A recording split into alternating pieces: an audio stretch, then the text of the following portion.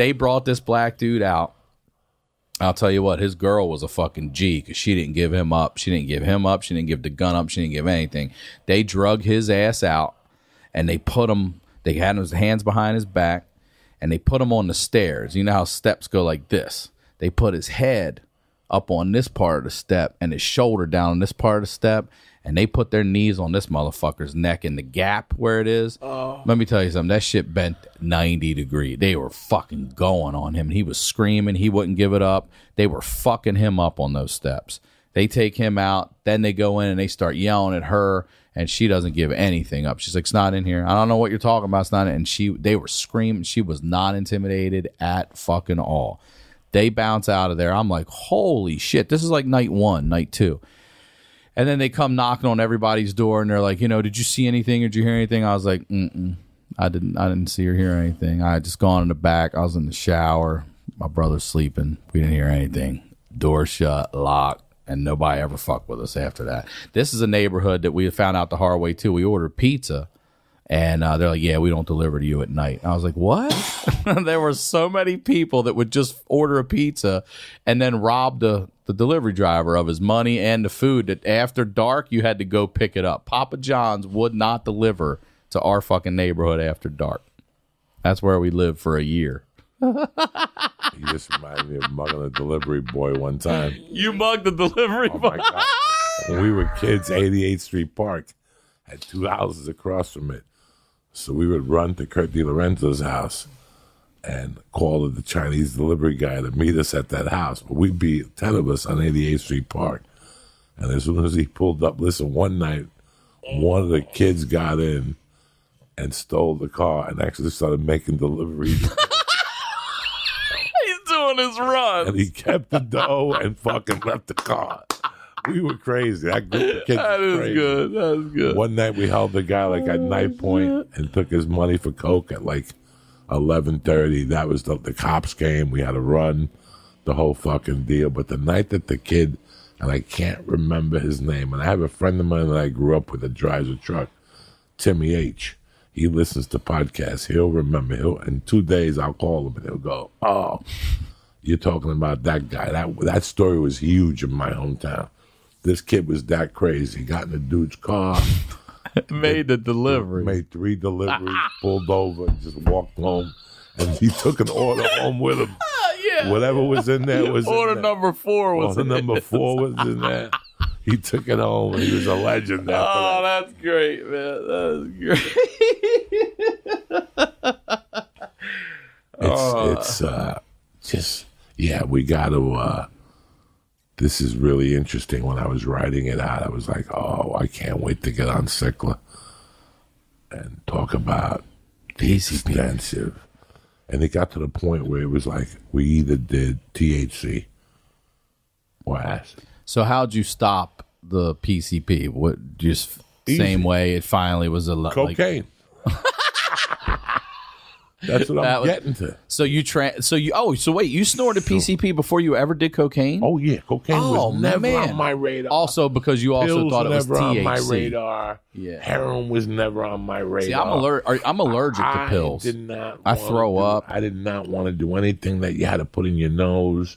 The first time I did that THC crystal for like a week, I felt guilty. But I go, it's THC. I knew from the age of 6 marijuana was harmless. That people were wasting their time with marijuana. I had a godfather that smoked it. And he would giggle. And I would go, if this is what happens, I want to do it. I see all these people arguing all the time and getting mad. And my godfather giggles at stupid shit. We would sing songs. Bye, bye, Miss American Pie. In the car. And, it was just the best times together whenever we got high. Someone told me you're going to yell at me for telling you I went to the weed cafe, but I went to that weed cafe with Josh Wolf. I bet you did. But let me tell you something. I'll tell you what I really liked about it. No people yelling at each other. No arguments. No one with their face in their phone. Every single person laughing, having a good time, actually engaged in conversation. Like outside all the bullshit and the novelty and all that crap. It was like if you put a commercial for a weed bar and an alcohol bar side by, it's before and it's night and day. It's so different. Everyone engaged, having a good time, not sloppy. You know, there's nobody throwing up over in the fucking corner. You know, the drunk girl tripping over shit, the guy that's being loud and an asshole, all that. None of it. People None of just it. smoking dope And having a tables. good time. That's what it eating is. and talking and really engaging and enjoying conversation. It was actually How was refreshing the to food? see. Food was good. It was pretty good. Look, here's the thing. Other people are like, oh, you say it because you're high. The truth is it was good. I've been 3 times, and the only reason I was okay going back because the food was decent enough. You can smoke anywhere out here. Why am I going to go eat at Denny's just because I can smoke weed there? I don't give a fuck. I can smoke weed out in front of Denny's. I tried a bunch of stuff. Wings, street corn, burger, pizza. There's a lot. I mean, their menus, tacos.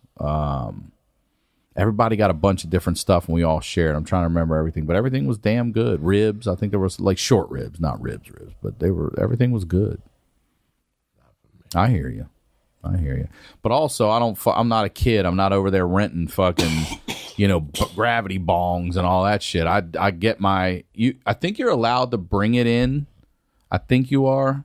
But you can buy it there, and they say you can't take it home, but the whole thing is you can totally take it home. It's like, give me a packet of that to go or whatever, and they'll bring it to you. But, I just buy like an individual one.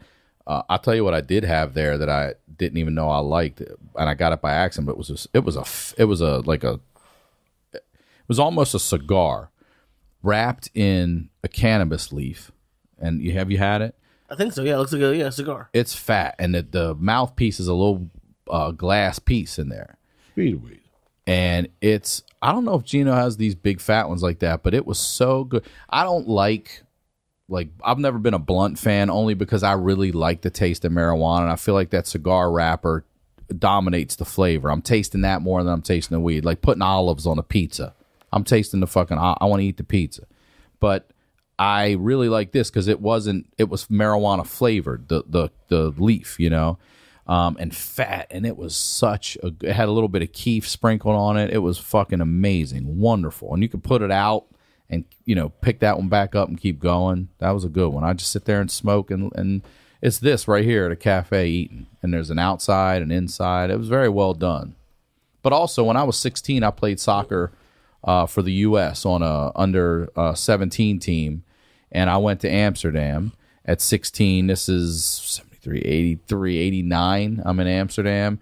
And the Bulldog and every fucking place over there in the red light district had it. We're talking 30 years later, we're just getting our first fucking cannabis play. It's ridiculous what they've done with marijuana. You can buy weed while you're there. Yep, absolutely. You walk right in. They got the one dude had a little stand selling nickel and dime bags right at the door if you just wanted some weed or any of the food. You can get marijuana in. You can get it with or without, your eggs They or can whatever. infuse it. Infuse it. Yep. We're going in like fucking Marines, you understand me? Welcome to church, motherfucker.